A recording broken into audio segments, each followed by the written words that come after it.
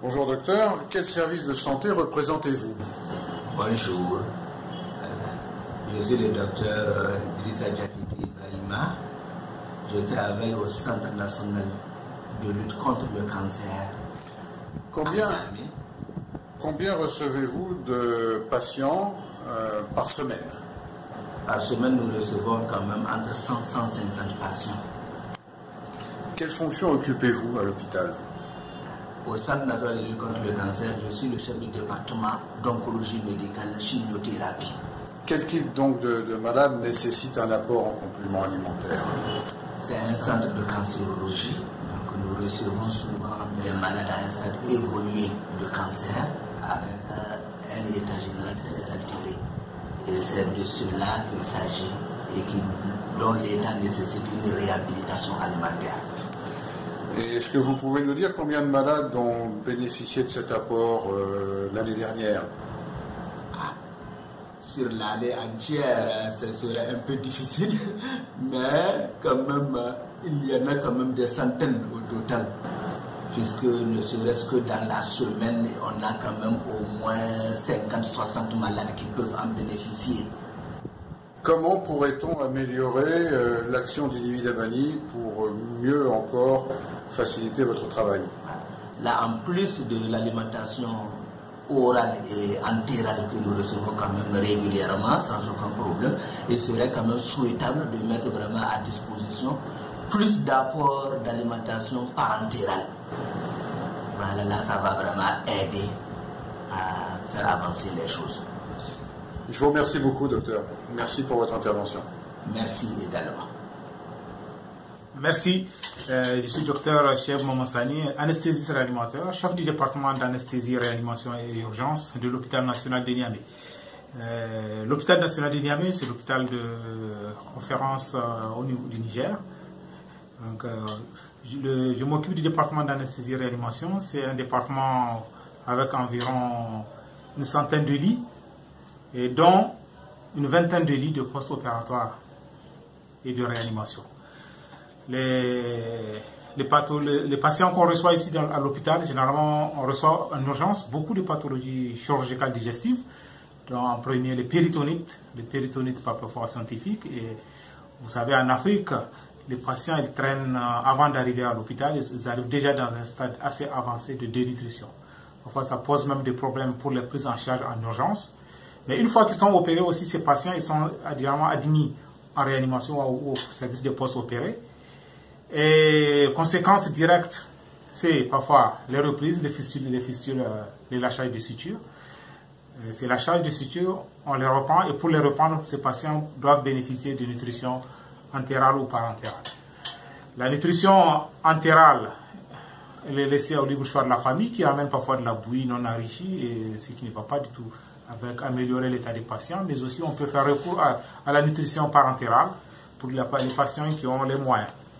Et on a l'expérience aussi avec mes amis de l'ONG Inimi Dabani, qui nous fournissaient des solutés de nutrition entérale mais aussi parentérale. On a recours à ça depuis des années 2000, depuis une dizaine d'années, je me rappelle bien. Et à chaque fois, parfois, quand on va dans le magasin, on en trouve les stocks et on prend pour les patients. Mais on a eu un souci ces derniers temps par rapport au problème de demande au niveau de l'hôpital, ce qui fait qu'on est rentré un peu en rupture, mais je suis très fier que la nouvelle administration de notre hôpital s'engage à reprendre encore davantage dans cette collaboration avec Inimi Dabani pour pouvoir nous fournir non seulement en ces produits qui sont chers de nutrition entérale, mais aussi parentérale, mais aussi toutes les cathétériques qui vont avec, notamment les sets de perfusion, les cathéters centraux, pour permettre à ce que ces malades puissent vraiment être pris en charge ou puissent faire leur convalescence dans de très bonnes conditions, sans aucune complication. Merci. Bonjour docteur, quel service de santé représentez-vous? Voilà, ici c'est le service de chirurgie générale et viscérale de l'hôpital national de Lamordé de Niamey, en République du Niger. Combien y a-t-il de patients dans votre service? Notre service a une capacité de 35 lits de manière rotative, ce qui fait que dans le mois, on peut avoir 50 à 100 malades par an, donc on peut avoir 1000 malades. Quelle fonction y occupez-vous? Je suis le chef de service de chirurgie générale et viscérale depuis 2 ans. Sinon, le service existait bien avant, mais c'est un nouveau service, un nouveau pavillon qui a été construit récemment. Ça fait 2 ans d'activité que nous avons démarré ici. Quel type de maladie nécessite des apports en compléments alimentaires? Voilà, les compléments alimentaires par rapport aux pathologies que nous prenons en charge ici, il y a de 2 types. Il y a la voie parentérale et puis la voie entérale. Les pathologies, il y a de toutes sortes, comme on gère les pathologies digestives, on gère aussi les autres cas, donc les pathologies qui nécessitent un apport alimentaire. Surtout que nos patients que nous recevons sont des patients généralement dénutris. Par exemple, la fièvre typhoïde, vous savez, c'est une pathologie qui prend un peu de temps. Ce qui fait que le malade, avant de venir même au niveau du centre de soins, donc ils sont fatigués, ils sont dénutris, et ils ont besoin donc d'un apport alimentaire. En dehors d'eux, il y a les cancers aussi que nous gérons, quel que soit le type de cancer, au niveau de la chirurgie générale et digestive. Ces genres de patients aussi sont dénutris et ils ont besoin d'un apport alimentaire de 2 types. Combien de malades ont bénéficié de cet apport en 2017 dans votre service? Voilà, depuis que Ilmi Dabani nous soutient, parce qu'il faut par là aussi remercier, c'est grâce à Ilmi Dabani que le bâtiment nouveau là a été équipé entièrement par Ilmi Dabani. En dehors de cet équipement, par rapport aux malades, le gain direct, c'est le complément alimentaire. Le complément alimentaire, donc les malades, on a au moins 5 à 6 malades par mois qui en ont besoin, donc on peut avoir jusqu'à 60 par an. Que pourrions-nous faire maintenant pour améliorer l'aide que l'on vous apporte?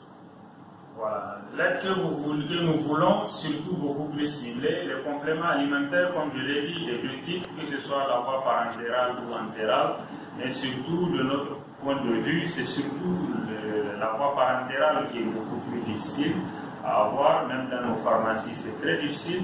Vous voyez par exemple un malade qui a une tumeur de la tête du pancréas, ils sont dénutris, c'est une chirurgie lourde.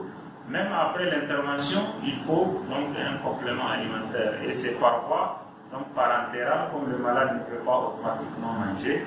Et il y a beaucoup de cas comme ça, des pathologies qui nécessitent avant et après l'intervention qu'il soit accompagné d'un complément alimentaire, surtout parentéral. Si on peut l'avoir, c'est vraiment très utile.